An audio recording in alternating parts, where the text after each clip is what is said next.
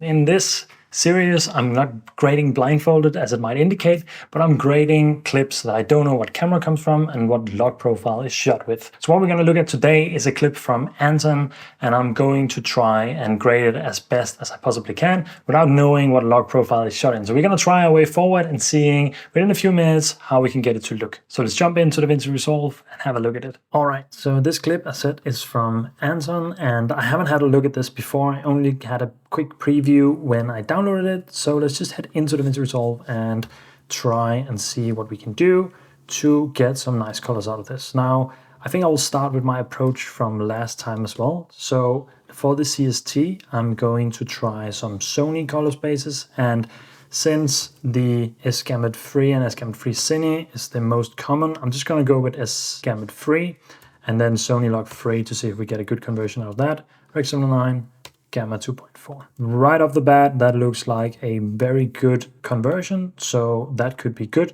Let's just try S-Log Free here, and maybe we want to try and swap it around to S-Log 2 as well. That could work too. That gives us a lot of a softer starting point. I do think I liked the other one more. So let's just try S-Log 2 here. And for good matter, let's just try Canon as well. So Canon Cinema Gamut and Canon Log Free. Looks a little bit too yellow, but not a bad starting point either. So Log Free, Cinema Gamut, and we could try Canon Log 2 as well. That gives us a lot more contrast, but everything looks a little bit funny here. I don't know why.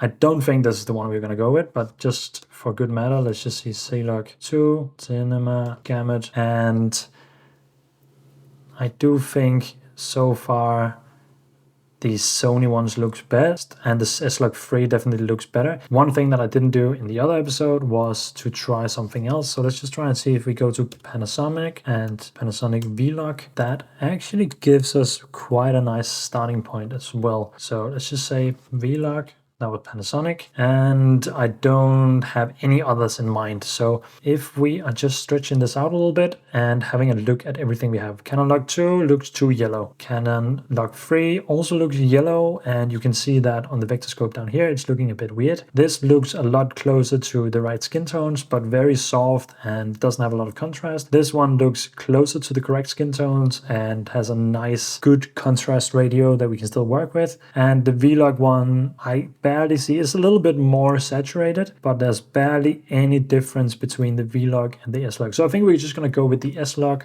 for this one, apply that grade, and this will be our starting point. So moving the CST out of the way, I'm going to make a few more notes here. I'm going to make a contrast. No, I'm going to add my LUT first, then exposure, and then balance. This one looks like it could work with my Sunny Diffusion, so let's just try it. That exploded everything, so let's not do that. Let's do the Hollywood instead. It definitely puts a little bit too much saturation on this clip in particular, but we can fix that pretty easily. So what I'm going to do from here is I'm going to work with the exposure, head into here, and see we are almost clipping up here, but in the log clip we are not. So head to the HDR wheels in this case. I'm just going to drag this down a little bit, maybe -40, and then I'm going to do the rest in the primaries here. Just trying to dial down my gain so we're not losing the highlights completely. Turn my qualifier on. It is clipping, but it's not horrible. And then I'm going to add up my lift again and my gamma a little bit, and then lower my gain a little bit again. Trying to get the skin tones here to look good and see where we can move things around without it being too much. And this makes it a little bit better. You can see we are losing that color explosion or brightness explosion in the back.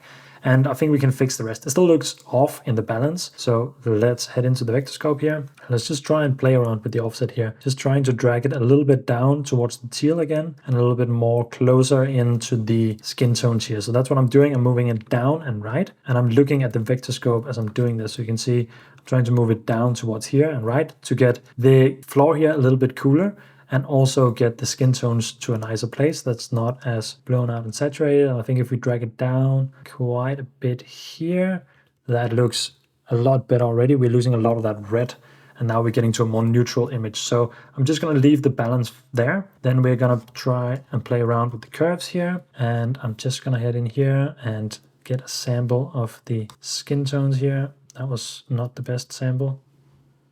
There we go. Stretch it out just a little bit. And we're just gonna see if we can do anything to tweak the skin tones a little bit here. Just get them to be in a slightly nicer spot. I'm looking at the vector scope as I'm doing this. And I think actually the skin tones were pretty good where they were.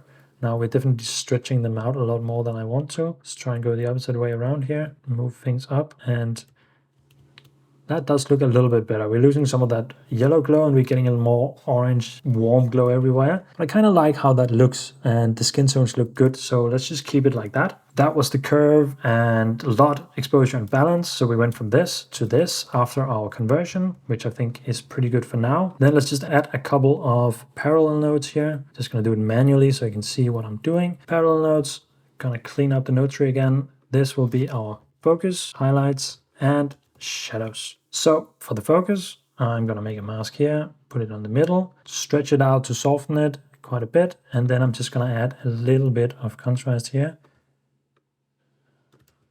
Something like this gives us a nice contrast. Maybe add a slight bit of gamut just to get a little bit brighter.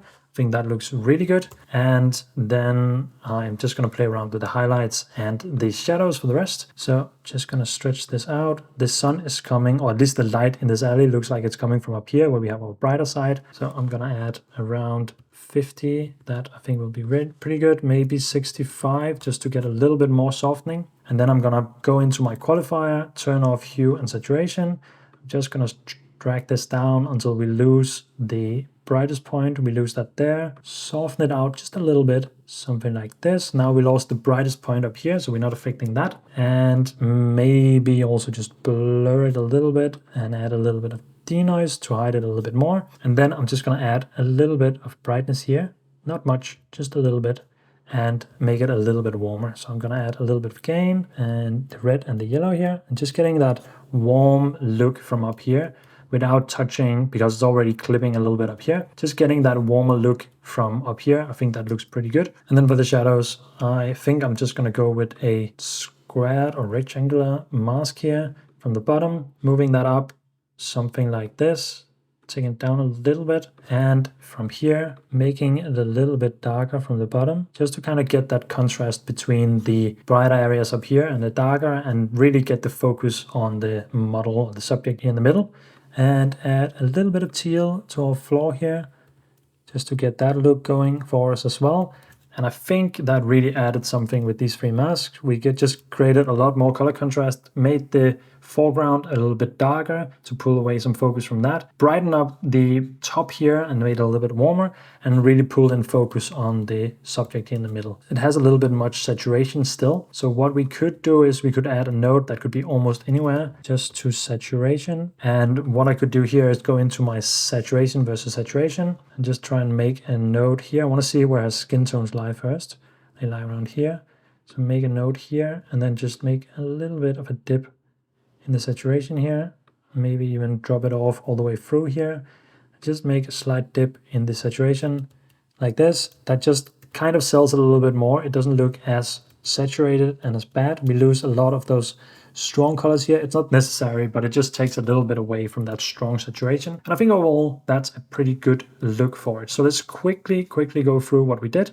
Turning everything off. We added our color space transformer first to convert into a Sony Log 3 with S Gamut 3. I think that's a great starting point. Everything looks a little bit yellow, but then I added my LUT, which kind of exploded the colors a little bit with too much saturation. We controlled the exposure, made it a little bit flatter, removed some of that contrast, then balanced in the tones a lot, which really helps to balance out the explosion of saturation and the reds that we got from the LUT. And then we adjusted things with the curves, make things a little bit warmer again, just to get that contrast in the cooler and the warmer areas. And because I like the look of that, added a focus mask to make her stand out a little bit more, added some highlights in the top here, and lowered the exposure or the luminance, the brightness of the bottom here, and added just a slight bit of teal. And then at the end, we just desaturated the most saturated parts a little bit, and we ended up with this look. I am super satisfied with this look and how it is. I didn't know how it looked in real life as I didn't shoot this,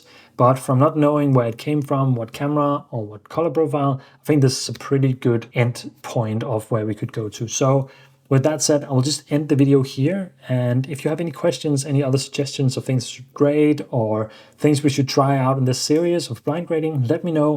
And I'm always happy to look into it. Until the next time, take care.